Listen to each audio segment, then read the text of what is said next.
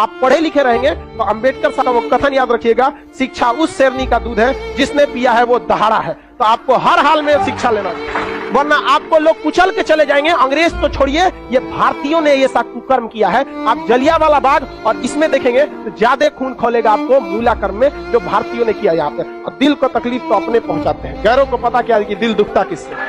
ये देश के आपको शर्म आएगी हमारी संस्कृति पे, जहां हमें नाज होता है। ये हमारी संस्कृति में दाग है, दाग धब्बा है। जिस तरह चांद में भी दाग है ना, हमारी अपनी संस्कृति पे इस दाग को कभी भूल नहीं सकते हैं कि पूरी दुनिया में ये एक ऐसा देश था जहां मूला कर्म लिया जाता था।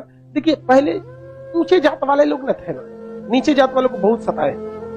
इजवा जनजाति थी जो SC ST में आते हैं, इजवा जनजाति। अब एक मंदिर था, मंदिर के सामने क्या थी? सड़क थी।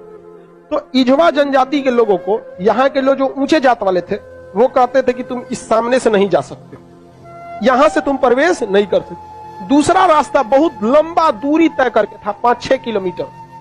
अब अगर किसी का घर यहाँ है और उसको यहाँ जाना है तो वो मंदिर के रास्ते से नहीं जा सकता है, लौट के जाएगा पूरा गांव हेल के बाहर यहाँ पर, और फिर आना है तो इस तरह से हेल के आए।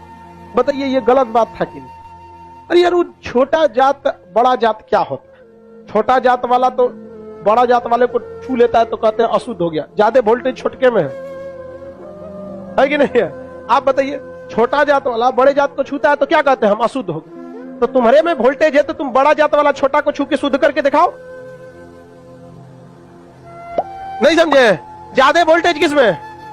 लेकिन बात हम क्या बताते हैं, छोटे जात को लोगों ने पढ़ने नहीं दिया, इस वजह से वो इस तरह का सवाल नहीं पूछ सकता था। हमरा से पूछे कोई, हम कहते हम ट्रांसफार्मर, तुम बैटरी, टच करा के देखा भड़का देंगे तुमको यहाँ पर, फिर तुमको शुद्ध अशुद्ध हो जाओगे तुम यहाँ।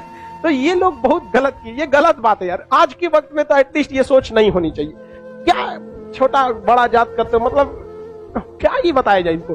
खुद हिंदू धर्म के शास्त्र में पढ़ी, आपको पढ़ाए ऋग वैदिक काल में जाति का निर्धारण कर्म के आधार पर, उन लोगों ने अपनी फायदा के लिए जाति के आधार पर कर दिया, वंश के आधार पर किया कि नहीं किया?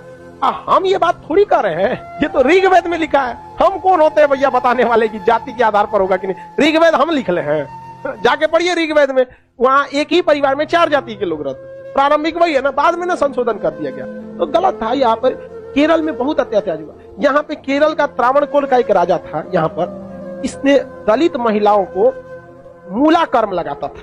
टैक्स था मूला कर्म।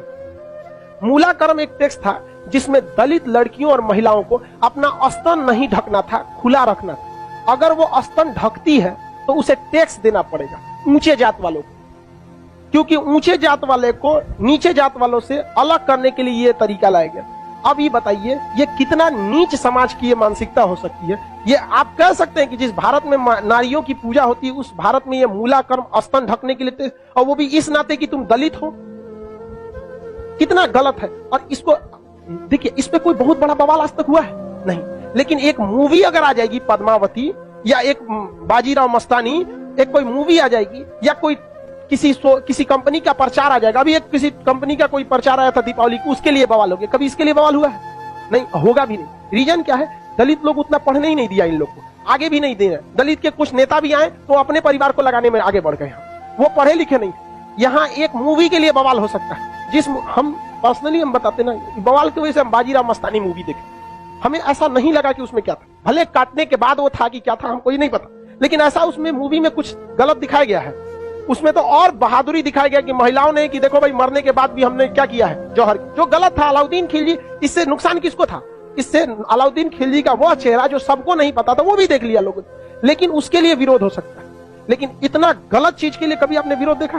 कभी नहीं। आप तो ये उन लोग को आज तक दबाए जाके रखा है। इतना गलत चीज वहां पे मूला कर्म लिया गया था, ये एकदम सरासर गलत है। और वहां पे जब टैक्स देने गया तो महिला जो थी ना, इस मूला कर्म को हटाने के लिए अपने स्तन को चाकू से काट दी और मर गई सब महिलाएं वहां पर। अब ये केरल ऐसा राज्य था जिसमें पुरुष सती होते थे। जब उनकी पत्नी अपना स्तन काट देती थी, ब्लड गिरने की वजह से मर जाते थे, तो चिता में पुरुष जाके मर जाता था कि हम ऊंचे जात वालों से नहीं लड़ सकते हैं, लेकिन हम अपना शरीर हम भी त्याग देते थे। पुरुष भी सती हुआ है इस देश में, ये ऊंचे और नीचे जात वाले यहाँ पर। लेकिन इसे, और यही अगर ये कांड किसी ऊंचे जात वाले के लिए कोई दिल्ली सल्तनत का राजा किया रहता, आज न्यूज चैनल पे बैठ के बवाल हुआ रहता। लेकिन दलित है ना भाई साहब, कोई आवाज नहीं उठाता है यहाँ पर। इसलिए आप एजुकेशन रहिए, आप ऊंचे जात के हैं या नीचे जात के हैं, पढ़े लिखे नहीं रहेंगे ना तो लोग कचल के चले जाएंगे। और आप पढ़े लिखे रहेंगे तो अंबेडकर साहब का वो कथन याद रखिएगा, शिक्षा उस शेरनी का दूध है जिसने पिया है वो दहाड़ा है। तो आपको हर हाल में शिक्षा लेना है,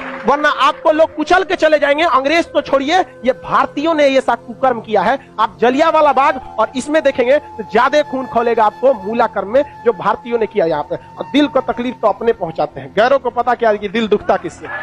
ये देश के लिए आपको शर्म आएगी, हमारी संस्कृति पे जहां हमें नाज होता है, ये हमारी संस्कृति में दाग है, दाग धब्बा है। जिस तरह चांद में भी दाग है ना, हमारी अपनी संस्कृति पे इस दाग को कभी भूल नहीं सकते हैं कि पूरी दुनिया में ये एक ऐसा देश था जहां मूला कर्म लिया जाता है, लेकिन आज भी बहुत हल्के में इसे ले लिया जाता है, हल्के में ले लिया। जानते क्यों? क्योंकि ये दलित के साथ समझा गया कि नहीं, बहुत ऐसा होता है। कितना आदमी बताएगा, ज्यादा हम भी बोलेंगे तो सोचा हमारा कहेगा तू दलित का फेवर कर, हम कौन सी फेवर कर, नहीं हुआ रहा था नहीं बोलते। इजवा जनजाति के लोगों ने विरोध किया और इजवा जनजाति वालों ने क्या किया, इसको हटाया और मंदिर के सामने से वो क्या होने लगे, ज्यादा। अरे भगवान ने कब कह दिया कि तुम हमको मतलब, नहीं यार, राम जी सबरी के जूठे बेर खाए थे, तू राम जी से बड़ा हो गया। अरे राम जी के पैर के धूल के बराबर है आज के वक्त में, चाहे कितना बड़ा प्रकांड विद्वान। सबरी के जूठा बेर खाए थे कि नहीं, जूठा बेर यहाँ। और आज लोग कहते हैं कि छू देंगे तो अशुद्ध। अरे भगवान जूठा बेर खाए, देख ले भाई, अब इससे बड़ा साक्ष्य क्या चाहिए। लेकिन नहीं, हम श्रेष्ठ रहेंगे, दूसरे को दबा के रखेंगे। ये सोच बहुत गलत है समाज, और ये धीरे धीरे सही होगा। और इसको आप डायरेक्ट नहीं सही कर सकते। अभी समाज में ऐसे लोग हैं ना जिनके दिमाग में ये बैठा हुआ है उच्च जात हम श्रेष्ठ हैं, ये नहीं। ये समाज के लोग धीरे धीरे धीरे धीरे डिकम्पोज हो जाएंगे, बूढ़ा होके समाज।